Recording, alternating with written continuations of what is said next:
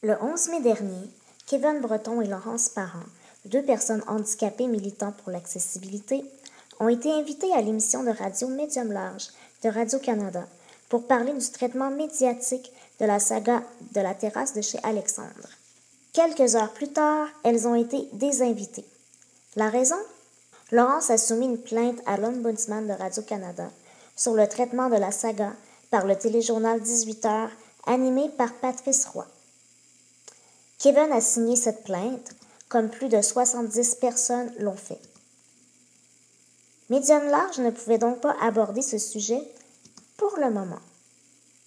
Le 14 mai, Médium Large a reçu Patrice Roy en studio pour parler de sa nouvelle émission. Quelques minutes après le début de l'entrevue, Catherine Perrin, animatrice de l'émission, a interrogé Patrice Roy sur sa façon d'avoir traité la saga de la terrasse de chez Alexandre. Bref, sur l'objet de la plainte déposée par Laurence et signée par Kevin. La plainte ayant causé l'annulation de l'entrevue avec Kevin et Laurence. Catherine Perrin et Patrice Roy en ont parlé pendant 7 minutes et 20 secondes. 7 minutes et 20 secondes. Kevin et Laurence attendent toujours une invitation de la part de Médium Large.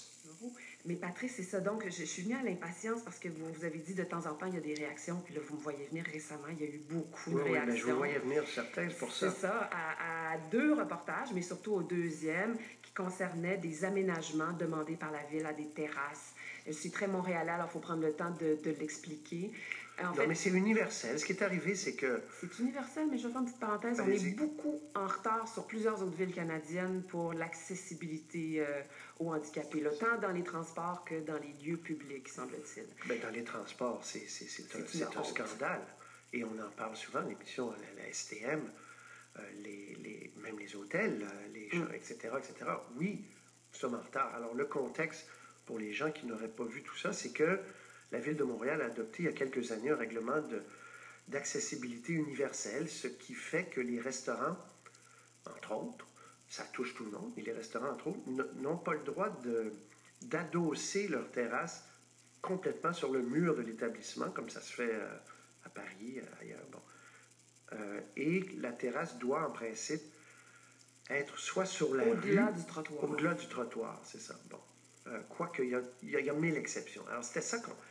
Alors, arrive cette histoire où le restaurateur chez Alexandre pleure à la caméra et dit, cette journée-là, ma terrasse, qui est la plus vieille de Montréal, ce qui est vrai, factuellement. C'est une toute petite terrasse rue Peel, parisienne, puis lui, il répète beaucoup, j'ai amené les chaises de Paris, etc. Bon. Alors, on fait un premier reportage avec François Cormier, notre reporter des affaires municipales là-dessus. Le propriétaire dit c'est effrayant. On voit les images. C'est effrayant parce que je vais devoir fermer ma terrasse. Oui, la ville lui demande, là, après quelques années, effectivement, de se conformer au règlement qui existe bel et bien. Alors après, on s'est dit, on va interviewer la personne qui a porté plainte dans ce cas-là de la terrasse Alexandre. Parce que la ville agit, oui, mais essentiellement, il faut qu'il y ait des plaintes avant que la ville agisse. Vous comprenez qu'il y a beaucoup de terrasses à Montréal. Alors, je reçois Laurent Morissette du RAPLIC, Regroupement des activistes pour l'inclusion au Québec, qui travaille justement, vous avez dit c'est une question, c'est scandaleux à Montréal, qui travaille à sensibiliser les gens à ce qu'il y a un meilleur accès. Bon.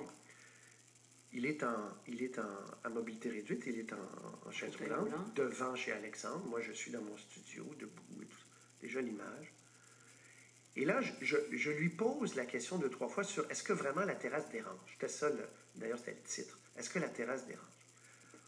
Au moment, ma première question, je voyais les courriels commencer à rentrer. C'est effrayant.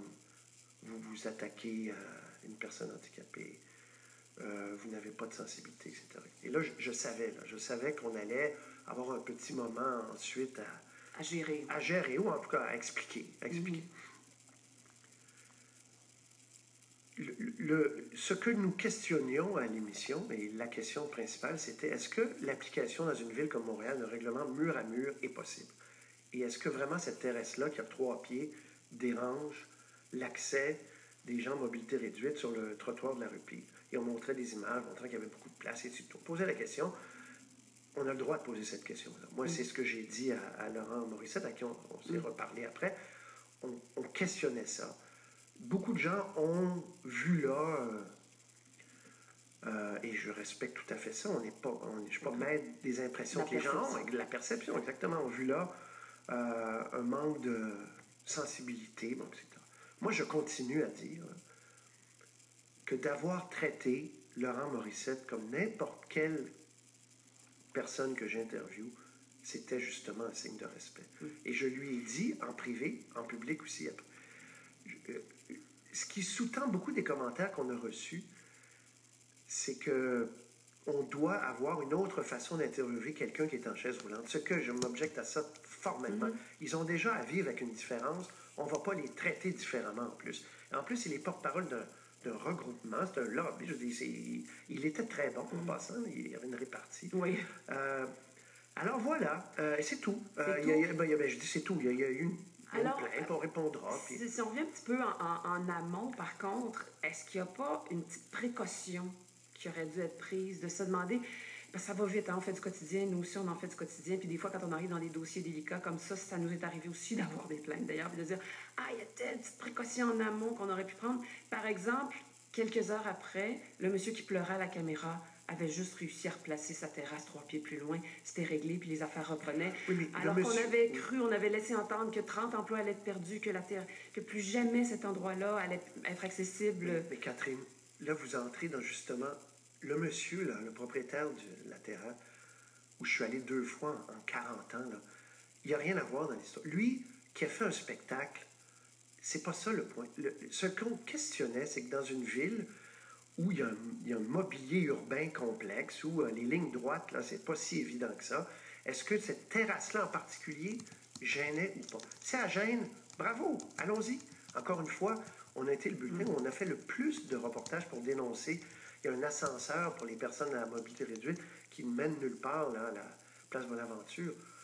On en a reparlé, parlé.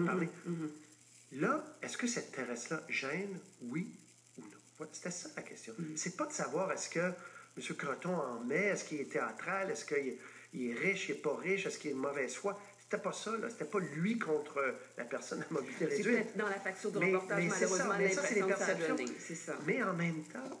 on ne contrôle pas. Toujours, on ne contrôle pas toujours, puis il peut arriver ces choses-là, mais en même temps, il faut se regarder dans la glace et dire est-ce que j'ai vraiment dérapé ou pas? Là, honnêtement, pas du tout. À mon avis, pas du tout. Mais on a fait ce qu'on avait à faire, on l'a fait d'une certaine façon, et... Mais est-ce que dans ce temps-là, la phrase finale, c'est pas quelque chose de genre « Je suis désolé que vous ayez pu comprendre cela ». Bien sûr. Puis d'ailleurs, c'est ce que j'ai dit à M. Morissette, et puis à qui j'ai reparlé manière, et j'ai dit, M. Morissette, si vous vous êtes senti, mais même lui, c'est pas lui personnellement là, qui s'est senti attaqué par ça. Là. Et j'ai fait quoi? 650 entrevues depuis 7 ans. Là. C'est peut-être une des plus douces, là. Sérieusement. Là, il n'y avait pas de... Non, mais c'est sérieux. Et pourquoi on en parle autant? Il faut se questionner. C'est ça qui est intéressant. C'est intéressant. Ce que vous avez soulevé dès le début, est-ce qu'on infantilise?